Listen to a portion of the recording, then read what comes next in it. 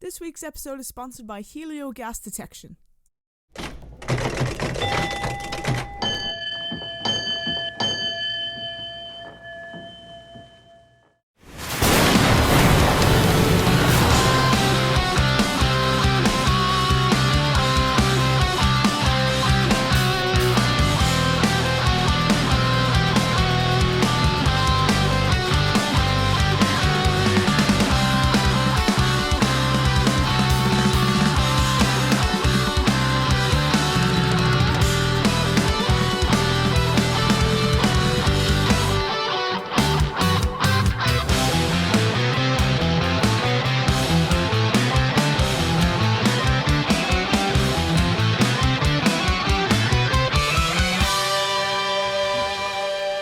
Everybody, Richie here from the Metal Cell podcast. I'm delighted to say I've been joined by John of Siege of Limerick, bad reputation. How are you, kiddo? I'm good. Thank you for having me back. It's been a while. It's been a while. It's a while, and I suppose cheers. Sláinte go fóill. Yes. Mar mi bjorn am sure reach. So, we're in the commercial. They've better give them a shout out first of all, and thanks for organising this. Yeah, very kindly, Rocky O'Shea, the proprietor of the commercial, has given us a room to film this podcast. Yeah. It's a great venue, one of many great venues in the true capital of Ireland, Limerick City. There you go. Limerick City, K. Good plug. Yeah. We're here to celebrate, and congratulations on the 30th edition of the Siege. Thank How you. are you feeling about reaching such a milestone? The first kind of 10 to 15 of them they took a while, and I know there's that whole thing about how you experience time differently as you get older, but the last from 20 to 30 has just been Blur. And since lockdown I feel like we've just had one siege, but it's surreal to think about it, and for people to like be talking about sieges as if they've been going on like for the last 30-40 years, as if it's been like an eternal thing in Limerick. 2008 was yeah, the first one, yeah. It just seems like something that's been so recent to me. Time's gone too fast. You still look fresh. Thank you. Yeah, three kids later. Yeah. Inside maybe not. Yeah. Eternally you do. Yeah. You too. Okay, so let's talk about Dolans. Having Dolans behind you throughout the years, and the friendship yourself and Ciaran have built up with the staff, with John the owner, Mick the owner. Yeah, it's pretty unique when looking at even festivals in general. Like, yeah, so we were lucky there because Neil Dolan is a metal fan, and we were established as bad rep before we approached the Dolans, and we'd kind of shown our pedigree a little bit around Limerick, and it was about that step up. And I know we've discussed that before on the podcast, but I think to give it its due weight, it was a big step up, and there was points in the early days where it nearly didn't work out, and it's really kind of when we hit our stride, when we started getting like the likes of Decapitated into town, and the likes of Napalm Death, who've been returned a few times, when they started coming to Limerick, and we kind of hit our stride there. That things worked out. But the Siege is what is kind of fed everything we do. People didn't believe that an all-day free admission event was going to work long term, and it's a very hippie approach to the metal arena, and hippiedom and metaldom don't often see eye to eye.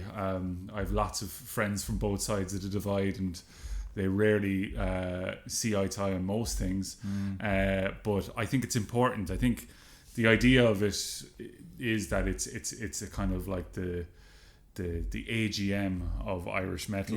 Very much so. It's well put in a fantastic, unique venue. Yeah, sorry, and you've talked about the Dolans. They've always supported us, and that's the main thing. And like we've overcome a lot of issues together, and as the Siege has expanded, there's been a lot more issues. I've learned a lot more about events. I could write 4 or 5 books on how to put on a festival at this point. Particularly a festival that's trying to do it like on a not-for-profit basis. But they've been a fantastic support, and I think they enjoy it as well. I know they enjoy it as well. I think we've converted the rest of the Dolans to the heavy metal cause. Great stuff. So it's as well as that, like I was thinking, when on the lead up to this chat, like it's not an interview, it's a chat, like just about the rite of passage for most young fans, not only of metal, I would say, of music in general, to go to a Siege and experience that for the first time. How proud are you of that? That's a big deal for me. Other genres are more accessible. There's more events on for other genres, and I think heavy metal is one of the most openly expressive genres. It's and one of the least. Now I get the theatrics and all that, but I'm going to say this anyway.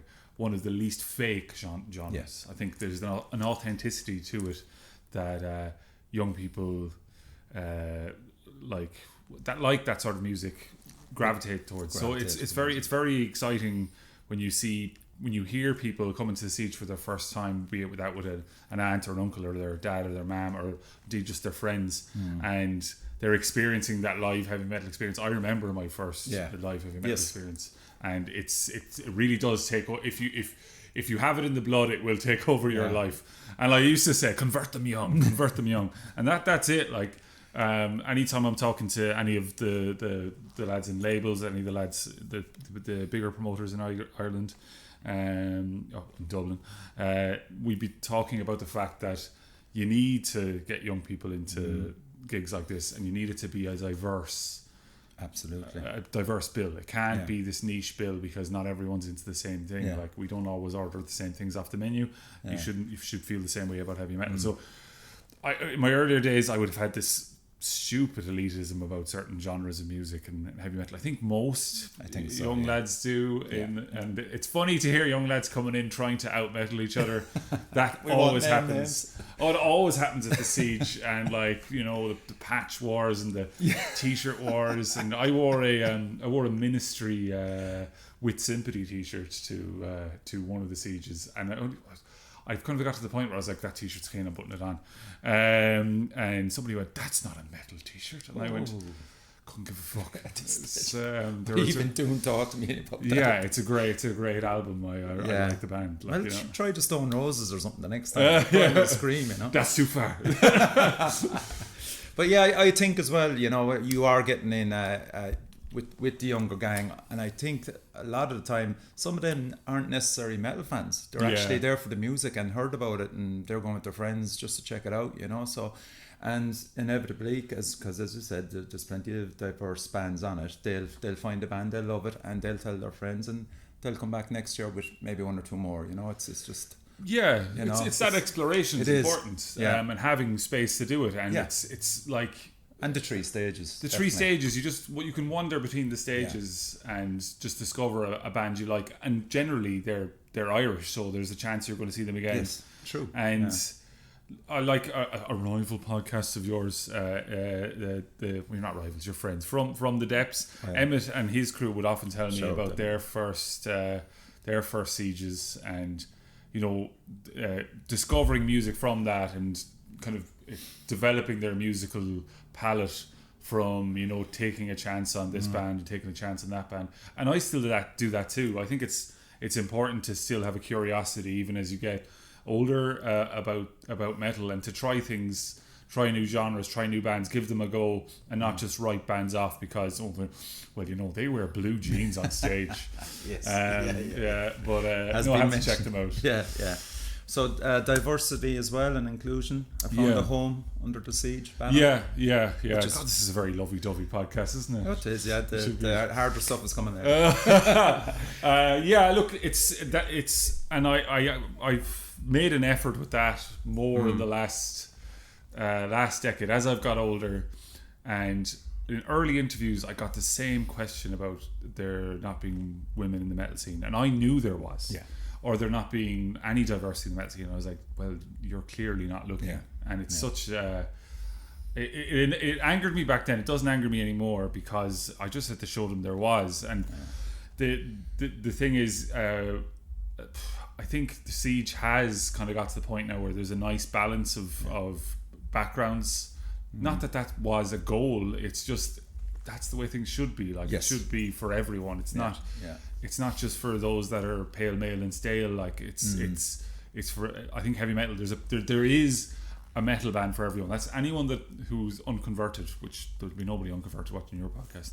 But what I mean is, like the lay person you meet in the office of a Tuesday, where they ask you about what music you're into. I generally, funny enough, they generally say Tin Lizzy, just to because they know who they are. But anyway, I never go down the route of talking about like, oh, I'm into Zellicol. Yeah. 10-ton slug. Yeah, it's a slug that's 10 tons. You know, I never go into that. But I actually have found myself increasingly doing that because I'm like, well, you know, we're 30 editions now, so yeah, exactly. It's in your face. Yeah. This is what's popular. Yeah, and you know what? Even it's not in other cases of ticking boxes for you. Certainly for female fronted bands, just for example, there's a wide variety of there, and they're actually. It's really kind of coming to a peak in relation to quality and what they're putting out there as well, you know. Yeah. You know, so it's just fantastic to see.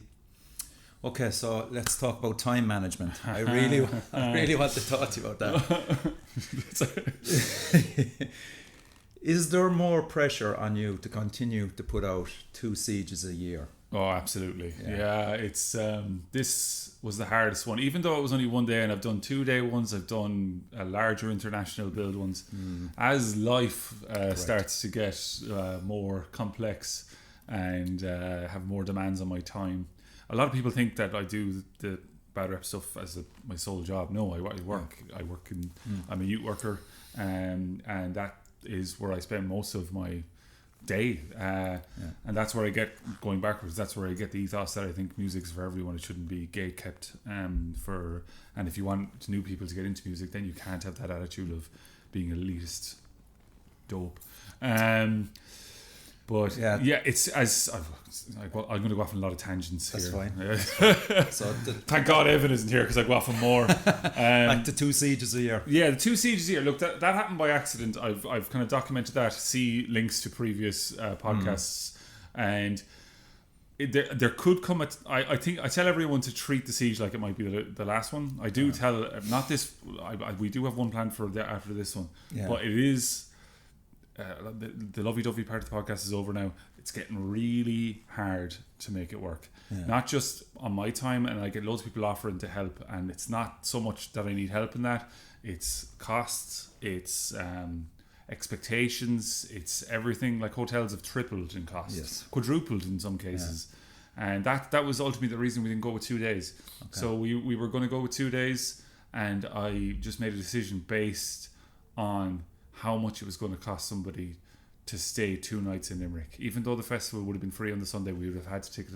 And I went, I don't want somebody to have to pay $1,000 to just stay in Limerick when it would have cost them 400 or 500. So that needs to change. There needs to be, like, look, we've talked to people in positions of power, I suppose, about that. In Limerick, but nationally it's an issue. That's fair enough. I'm hearing people talking about the bargains they got on hotels when they went up to ACDC, and I'm like, that's not a bargain. That is daylight robbery. Compared to Europe, like I know they've gone up in Europe as well, but they haven't gone up to the extent here. No. And even Limerick it's just crazy. There's an accommodation shortage. We'll go back onto positivity now in a minute. Flights have gone up. General costs of bands have gone up if you're bringing them from abroad. All of that is impacting the model, but we've persevered through many meetings and many late nights. We got this one over the line, and it always is worth noting that most of the Irish bands do play for free. Now they're getting a packed venue that has taken a long time to develop, but they do put it on their own backs, and that's huge. That really helps make it work. And when explaining that to people, they're like, how do I copy this model? I said, well, you have to build up the trust of these bands first, and then also you have to give them other gigs where you do pay them. But like also, John, you know, you're a father, kids, and work. I think it's important to just highlight that you know that it's just not a case of, you know, rolling into Siege and expecting you to be in top form, and you know, like you fucking certain amount of things to do per day, and also there's the pressure in the background of, you know, being a committed father, and you know, someone that's bringing in money as well. Yeah. You know? So there's that whole side of things. That's my number one priority. I know I went into other things, but the number one Yeah. priority is the family and keeping everyone happy there, which is a priority for lots of people. And like, but I see the side with the Siege is it's a day where people can forget what's going on their outside world, all the stuff now. I can't wait till my kids are able to go to the Siege. I'm hoping it'll still be around then. Like, I think that'll be a fantastic. It is, that's a cool thing. But like, I went from having one kid to having 3 kids because we had twins. So God bless my wife. Sorry. It's because I said God bless there. That doesn't make me sound very cool, does it? Am I meant to say dog bless or something? I don't know. Whatever. Bless my wife. It's the father Ted. It's the father Ted. It is absolutely. So like, she's been very supportive with the Siege and me keeping Bad Rep going. She knows how much it means to me, and I'm eternally grateful to her for it. And the little boys now had little Siege tops on there before the last one. Nice. And my daughter had a Siege top as well. So it's cool. It's cool that they're getting into it now. They don't really like. My daughter is kind of old enough to understand the music now, and there's certain bands she likes. She likes the operatic metal stuff. So if I have Nightwish on in the car, she'd be asking me questions about it. But unfortunately, it's predominantly listening to the Disney princesses or the Sing soundtrack. Thank God I'm out of all that. Whoa. So tell people you listen all the time. Would you welcome another partner to help on admin even? Look, it's been discussed, and we do get help every now and again, but there won't be. I'll tell you now that there won't be another person joining Bad Rep. We get expressions of interest to that, but it's not something, and that's not me being weird. It's just I'd find it hard to explain what's going on in my head. It's look, I've built this from the ground up, and I want to see it through. Yeah, cool. Yeah. Okay. So on about again time management. How are you finding the time to stay in touch musically with all the current bands on the Irish scene? This year I've been good. Have you? Yeah. Last year I was terrible. Okay. I know. I actually do listen to stuff, and I've my record collection has expanded rapidly since lockdown, which seems like 1,000 years ago, but also last week.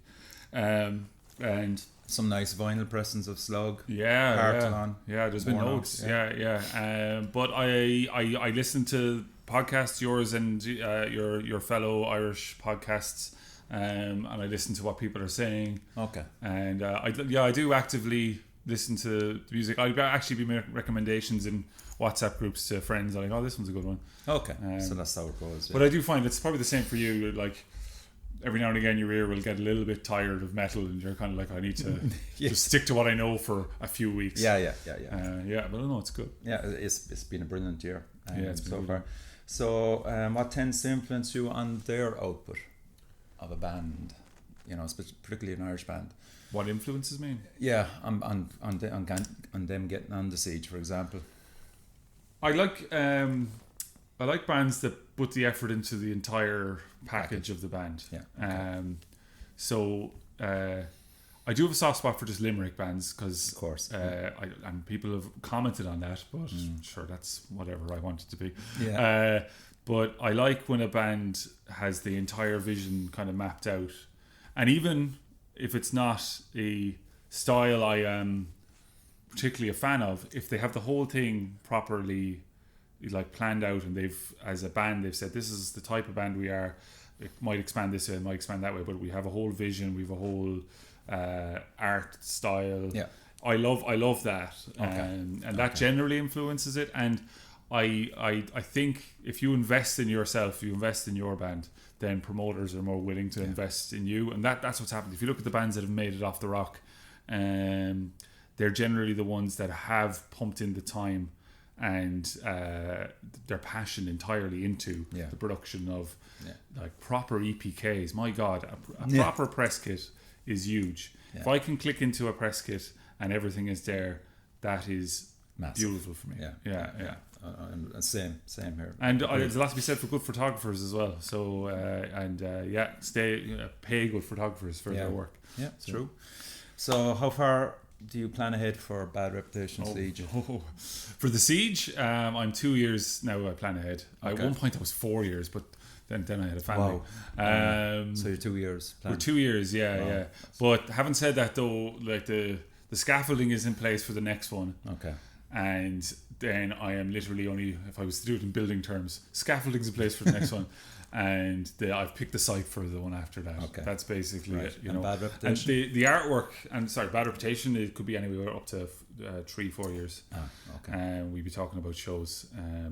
Cool. And that is, I can see that getting shorter because, particularly with touring bands, the costs they're making kind of decisions as the costs fluctuate up and down. Yeah. So we have got offers on pretty short notice for things, and we've really, some of the shows that we have done last year, like last year was our most prolific year for Bad Rep. Yeah. Like I'm always on this doing the Siege, but Bad Rep is probably the most of my takes up most of my time. And like last year we had Godflesh in town, like that was absolutely huge for me. Yeah. And the year before we had Paradise Lost, huge for me. Obituary, like all this is in recent memory. I completed a collection of bands. Yes. Like Paradise Lost and Catatonia coming back to town. Unbelievable. Yeah. It was one of those moments, particularly with Catatonia, where I was like, oh, I'm going to fanboy. You know, and I didn't want to. I did it okay. I wasn't too bad. Yeah. I didn't go, oh, I'm fan. But and then Paradise Lost, they were amazing. The stories they have, their willingness to just talk normally with that you. Cool, yeah. Oh, such a cool band. Yeah. What a back catalogue, like, you know, unreal band. Yeah, so that's nice. So like you think you're going to be cutting back to maybe 2 years in advance now at Bad Rep, just because I suppose like everything, it's mad, like balancing fees for bands, especially UK coming in. We've had to turn down tours because we can't make it work with the which is sad. Like, and I know it's not on the band. They're looking at costs for a nightliner, and you're like, well, I suppose the expectation is there because you've built such a fantastic reputation on that, you know. But like you see bands rolling into Dublin and Belfast, and automatically there's a big load of activity on Facebook going, oh, they have to be coming to Limerick, surely. Yeah, glad you said that. I think that people expect that everything's coming to Limerick now. I'm slightly worried about that expectation, that it would lead to apathy. I'm aware of the cost of living crisis, but I do think some of the shows last year, if they were in isolation, would have done a lot better. But people would come up to me. I don't drink. These are Guinness Heroes. I don't drink at most of my shows, and people would be coming up to me going, "Oh, I'm not going to that one. And I'm not going to that one, but I might go to that one." And I get that. Well, I'm like, "Oh God." There was a point where you would have gone to all of them. Yes, of course. Yeah. And I'm like, "Oh, what's happened? What's changed?" Yeah. So it's interesting. Okay, so we'll just go back maybe to a bit of the Siege as well. Yeah, do it. Yeah. Especially it's relevant now since it's only a week away. Dealing with bands that drop out. Have you a backup list? Yeah, I do. And by the time this comes out, Tains and Trolls will have been announced because sadly Verkalek have had to drop out. And it happens. And I'm actually more receptive now than I was when I was in my early 20s and probably a little bit too emotional about everything. Yes, okay. I understand, like, life is life. Like, you know, it's as long as people are polite about dropping out, that's fine.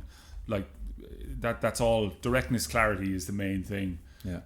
The big issue I'm running into with the time thing, and there's guaranteed people watching this that have emailed and I've never emailed them back, and all I can say is I try my best. It's ridiculous. Like, I've actually have to knock off the inbox thing in work, and I turn it on in the evening, and it's just like a bang of anxiety, and you're like, oh yeah, but like I have to prioritize the big tours coming through, and all of those, because those ones are really time sensitive with replies and stuff.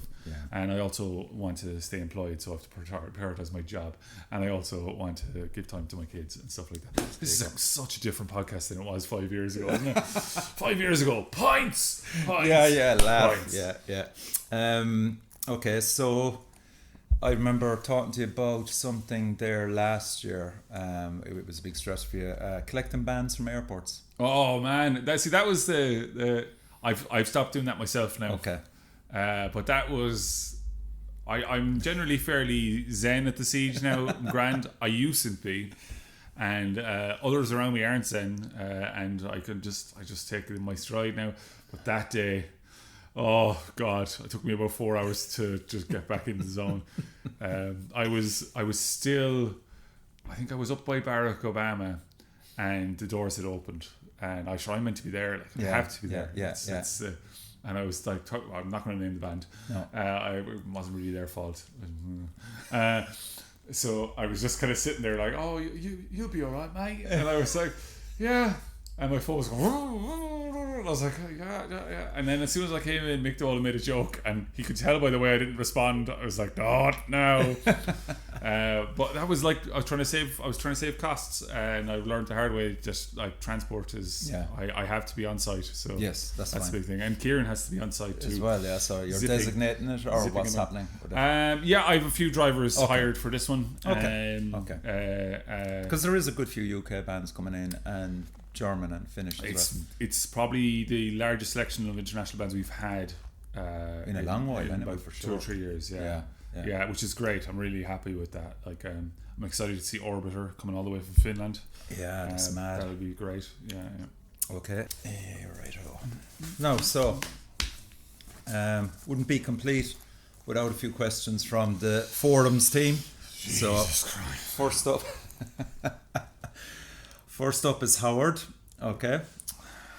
Big shout out to Howard, who's playing with the academic. He'll give good questions. Yeah.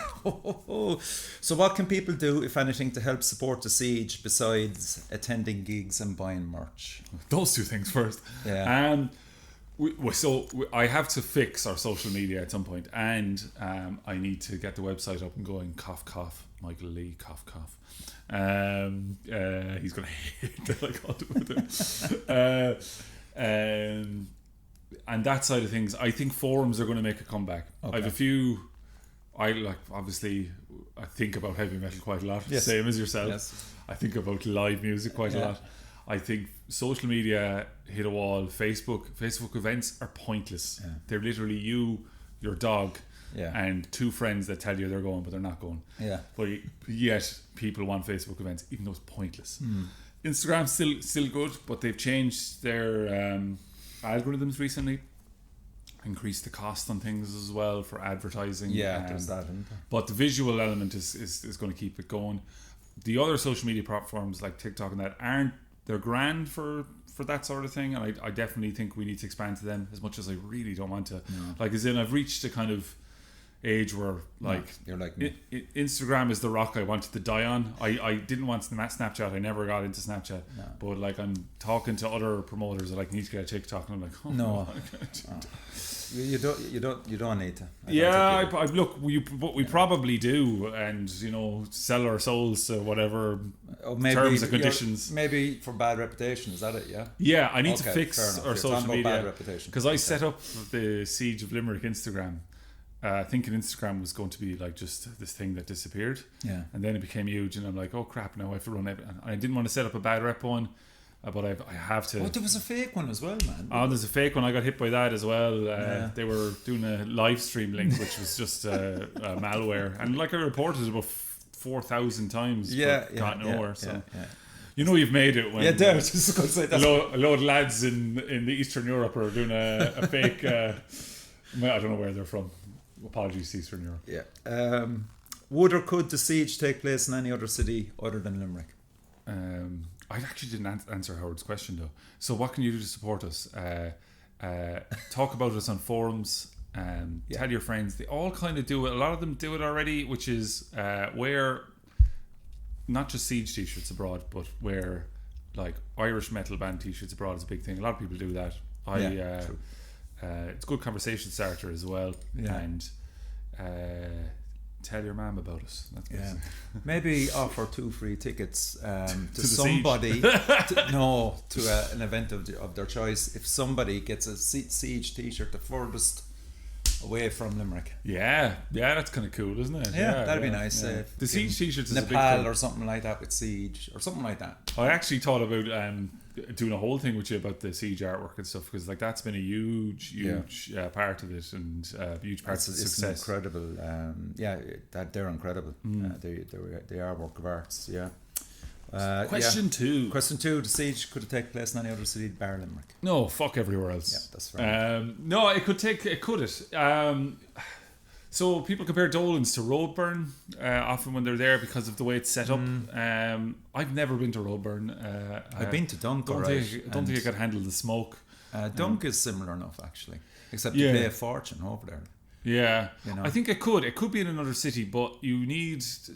Everyone's trying to emulate what we're doing, and I'd start your own thing in a different way and build it from there. Like, there is some other successful festivals going. Yeah. I believe there's one clashing with the Siege. There is actually, Yeah. I'll give that a shout out. They're I don't know. up in Cavan. Cavan. Yeah. And in fairness, a lot of Cavan people come down to Limerick as well, so big shout out to you know who you are. Okay, so this is a good one again from Howard. Does John have a contingency plan should he ever want to retire? I'm hoping one of my kids will take over. No, I'm hoping. Yeah, I don't really. No. Good. Yeah, that's. It keeps me going. I get a tremendous amount of joy out of it. Yes. And I actually give out about it less now than I used to, because when I used to, I was young, and I'm still young. But like, I think as an Irish man from the west of Ireland, I love giving out. And most Irish men from the west and from Cork, you give out more than anyone.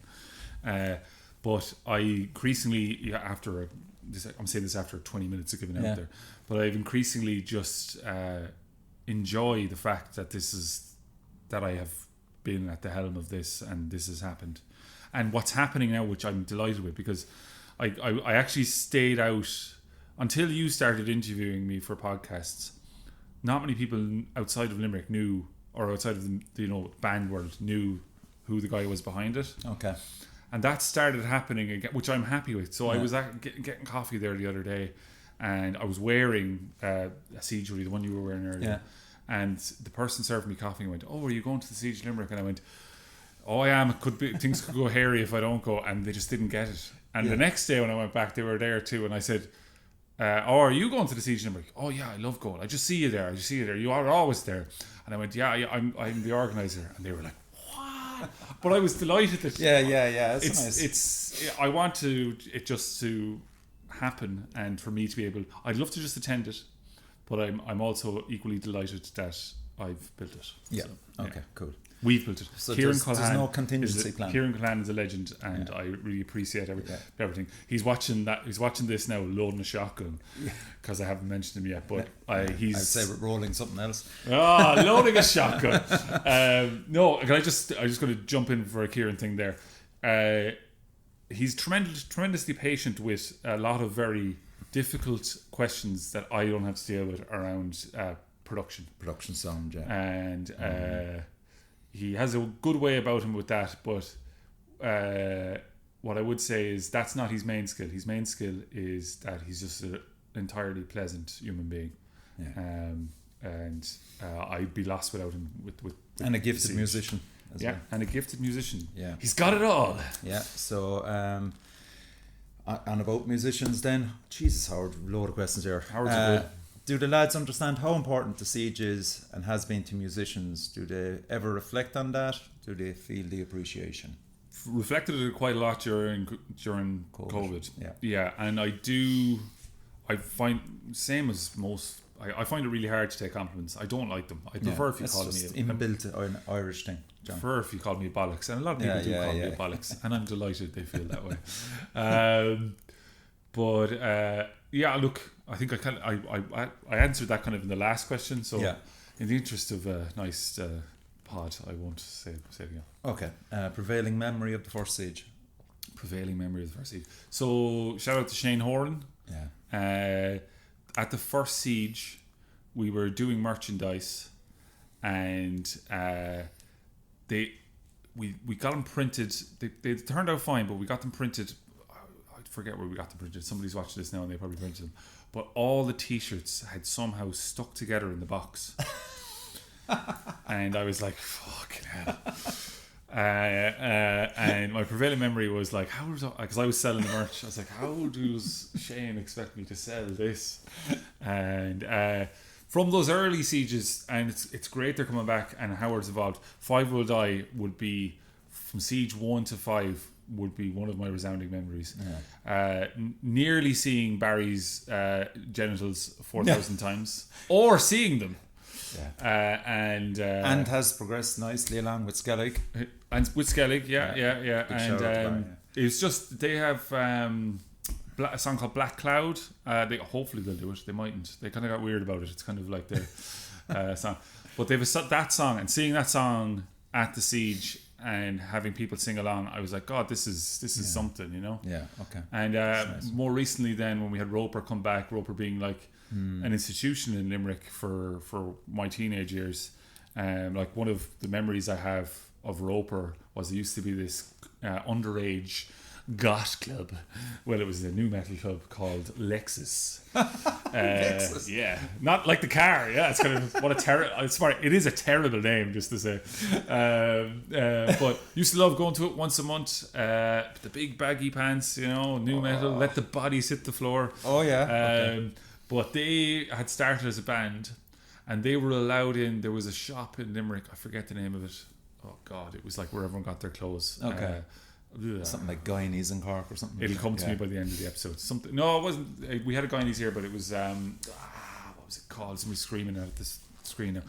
It was a shop there anyway, and they were allowed in early to buy the clothes before anyone else could.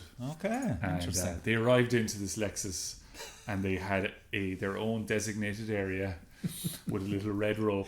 What? And I remember them walking in going, because I was only like 12 at the time, teeth like this, hair to here that was sticking out, and I was like, oh my God, I hope I grow up to be like that.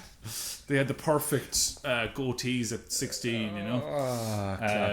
Classic, yeah. So, and then like they were gone for so long, and then to have them play again at the siege was amazing. Now, in the interest of, I love anecdotal stories. The end of that show, I had girlfriends of the members basically telling me what to do, and I was still doing it. I felt like, God, am I 12 again? Because they were like, will you go get the bottle of champagne? I'm like, they have a bottle of champagne for the end of the show, and I went, I know nothing about this. So I missed the entire end of the show because I was looking for a bottle of champagne, which they already had. Oh, for fuck's And then sake. I was asked to introduce them before they went on, and she was like, go up and introduce them, I was like, all right, yeah, I went up and introduced them. And then from the side stage, I see one of the members going, after I'd done this long introduction, I went, ladies and gentlemen, Roper. Woo! Long silence. They were a good 15 minutes before they went on. Yeah, so that's it. You didn't have the red rope for them, no? No red rope. The blue room. One of the Rubber Bandits was in for that show. I had a great chats with him. Oh, that's actually cool. Yeah. Just for Roper. Just for Roper. Well, he was talking about the siege. Mr. Chrome. Was in for it. I'll give him. I'll go by his stage name. Yeah. So I actually had great chats with him about metal, and we drank Dark and Stormies while watching Roper. So very nice bit there. Right, Letty. First siege for Letty. Where's Letty from? Kilkenny. Yeah, sure. We won't hold that against her. What does John recommend for people attending their first siege? As in bringing cash, what time to come in for merch and. Yeah, cash is important for the travelling bands. We, in recent years, have started taking card for siege merch. I wouldn't actually park. So she's driving, is she? No, I'd say public transport. But even for parking, lots of people park really close to the venue, and then their car gets covered in beer or chips. Yeah, and then they're like, "Well, what do you expect?" Or piss. Was or get hit with two lads wrestling on the ground. I always say come early. People that come late are disappointed because most of the merch is gone by then. I would not pay too much attention to the timetable, but pick 3 bands you want to see and make them a priority, because there is people that come along and they really have it mapped out, and I just see them stressing at points of the day where things haven't worked out. Yeah. I'm like, no, pick 3 or 4 and then let the rest of it be a licorice all sorts kind of approach. Yeah. And network, pace yourself. Don't be look, people do take the kind of, you know, party attitude to it, and the ones that go really hard are not there beyond 6 p.m. and if they are, they're no longer human beings. So pace yourself. Good advice there, actually. Okay, we're on to Evan. What's your favourite thing about Evan? My favourite thing about Evan,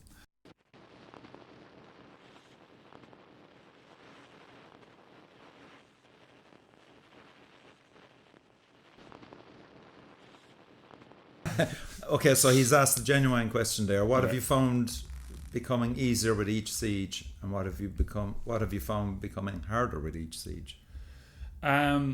Easier not getting stressed about it and dealing with different personalities. Not everyone is sound, that's the thing. And not compromising my own well-being for the sake of somebody that doesn't have the patience.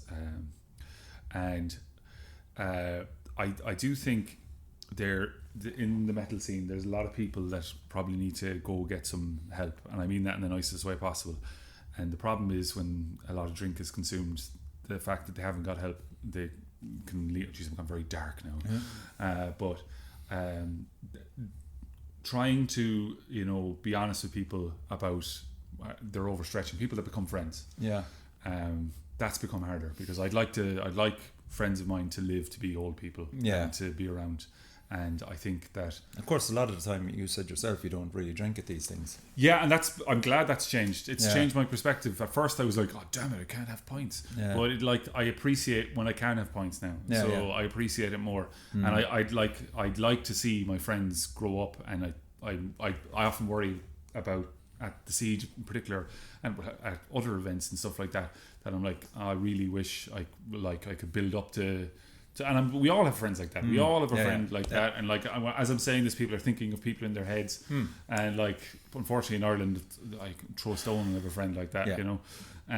So that's one thing I'd like to see everyone be healthier. And what's got harder, I think that kind of covers it. But what's got harder is there is this kind of feeling, and I used to say we can't keep everyone happy, and I've started to be not as good at the emails. Let's just be at the emails. You know, so with this siege in particular, I actually missed the band that I told in passing. People asking me in passing for slots at the siege.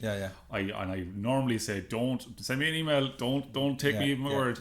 But apparently, I actually remembered the conversation. I was like, why did I do that? I missed them, and I was really annoyed about that. And there's just seeing bands that are like really eager to play, and you're like, look, it'll be 2 or 3 editions away, and they're like, oh right, he hates us. So that's always the challenge. And just my own energy levels and time and stuff like that is look, I do feel still I'm very energetic and full of life, but it's like the commitments you have in your life and stuff like that. You can't stay like a Peter Pan forever, and there is a few Peter Pans in the metal scene that are like, well, they have no responsibilities outside of this, so that and they don't understand that there is humans that have responsibilities outside. Just like even me cutting back up the podcast every second week was a huge thing, but it increased the quality. Of it. But a simple thing, like right under my nose the whole time, and something like that for yourself. Less as is more. Just so Danielle, John is a huge merch dude from Limerick. Could you ask him his advice for new bands on where to start with merch? What band, in his opinion, does the best merch? I love merch because Danielle, when I say from Limerick, lives in Limerick now, and I know from Cork, Charleville, the borderlands. Funny enough, you know that I have family, on one side are from Cork. On the border, they're from my family on one side are from Charleville. So I do have Cork connections. So there is. I know there's an affection for us there. Oh, I do love Cork. I like slagging it more than you do, of course. You do. But sorry, merch. I love good merch. Yeah. I actually really bothers me when a band hasn't put the effort into, discussing how they want the merch printed and just gone, it's grand, yeah, because they're literally selling. That's how they're representing their band. That's how somebody sees it. And I think for the most part, Ireland is really hitting the fifth gear with this sort of stuff. Yep. Like, there's a lot of good printers here. The costs are pretty mad in Ireland, but hopefully they'll come down.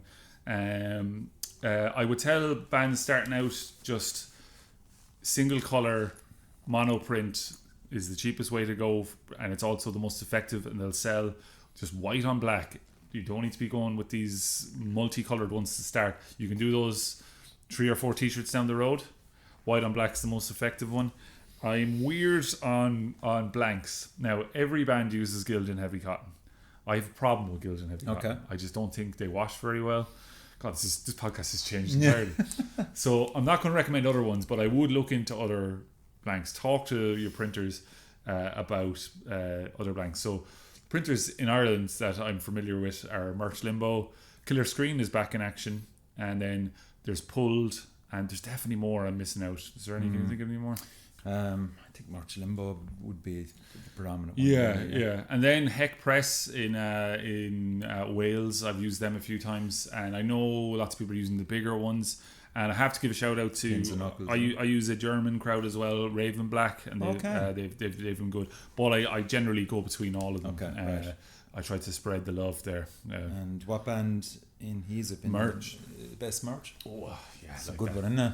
That's a good question. The last while, and I've always credited them as having good merch. The Crawling have really good merch. Yes, they do. I do like.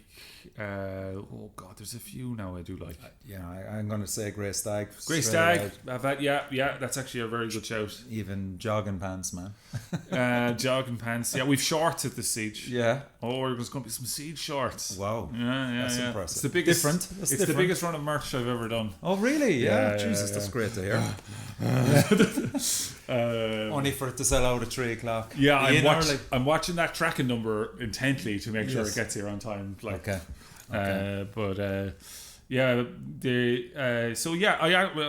Partholone, I really like their merch. In Limerick, Sharborn over the years have had really good t-shirts, and then they have nothing for ages. Yeah, that's true.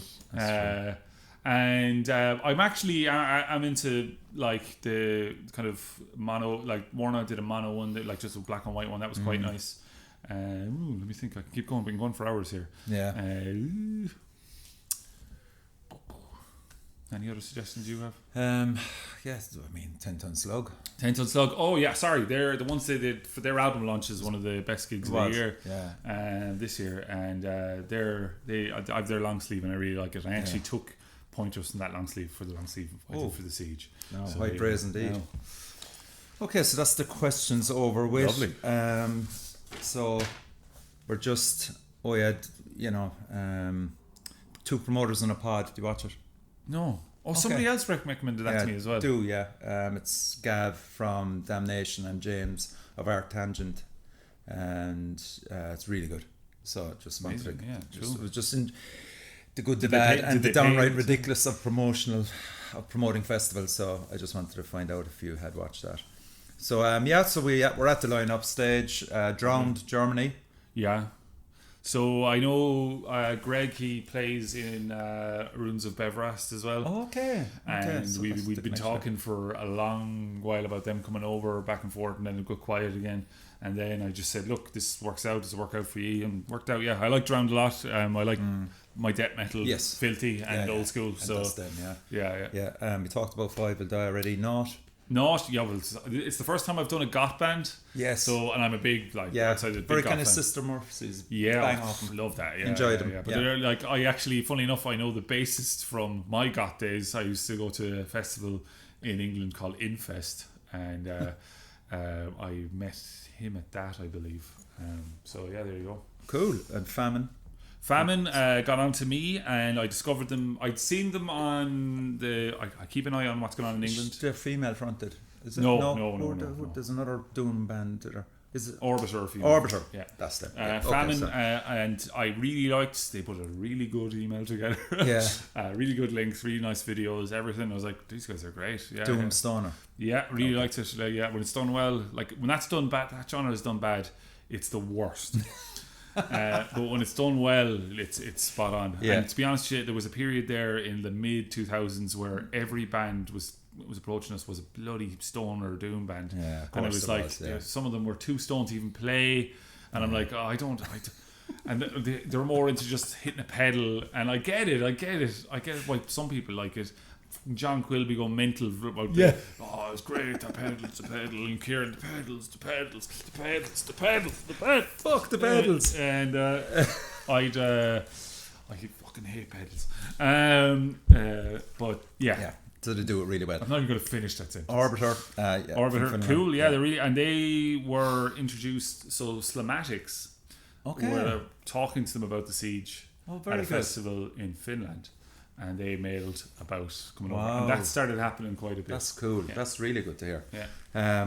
Like Zella Cult, a no-brainer. Dog Tired. Great Dog to have Tired, the boys. great to have them back. Yeah, of course. Yeah.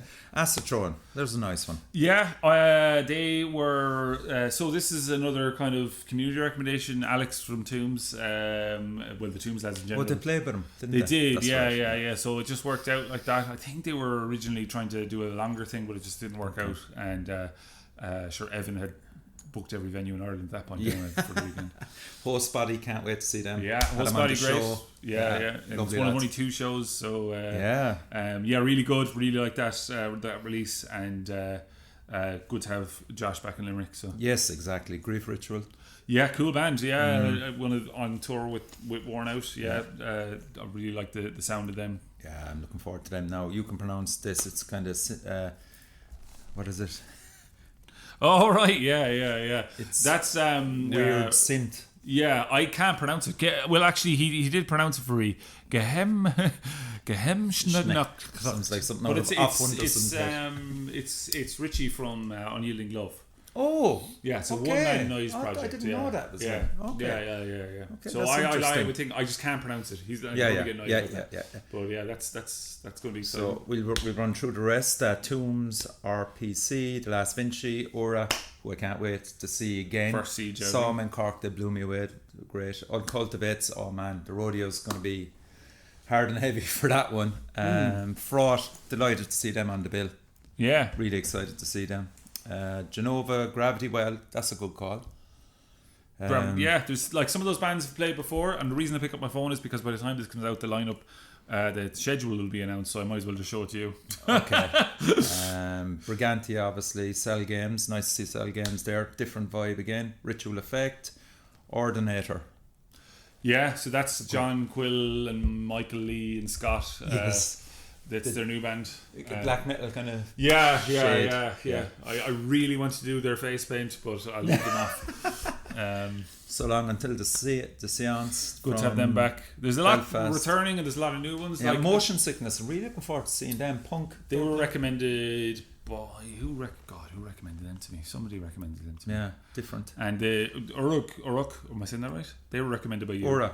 You recommended them, so and there is a huge element to that. I think the recommendations is a big part of it, and I do get people, and I'm going to go backwards, where they're like, God, it's very mixed genre. I'm like, yeah, and I'm glad of that. Yeah, of course, yeah. And if you don't buy into that, just don't come to the day. Yeah. Too far fetched, and Death Can Wait. Yeah, they're. I like geographically, I think it covers a lot of the country. Somebody's going to come back and say, no, there's nobody from Donegal or something. But I get in touch if you're from Donegal. Yes, okay. So that's the running order there. So the main stage is opening with Last Vinci, and it's closing the Last Vinci. It's opening with the Last Vinci, closing with Dog Tired. Carnage.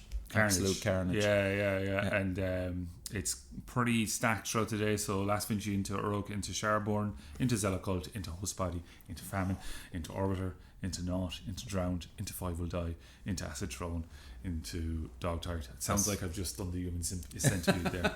And then upstairs, Worn Out are headlining upstairs. Oh, brilliant. Out. Nice. And the big thing is Thanes and Trolls are replacing Verkligen. Oh, gee, new Mac. Okay.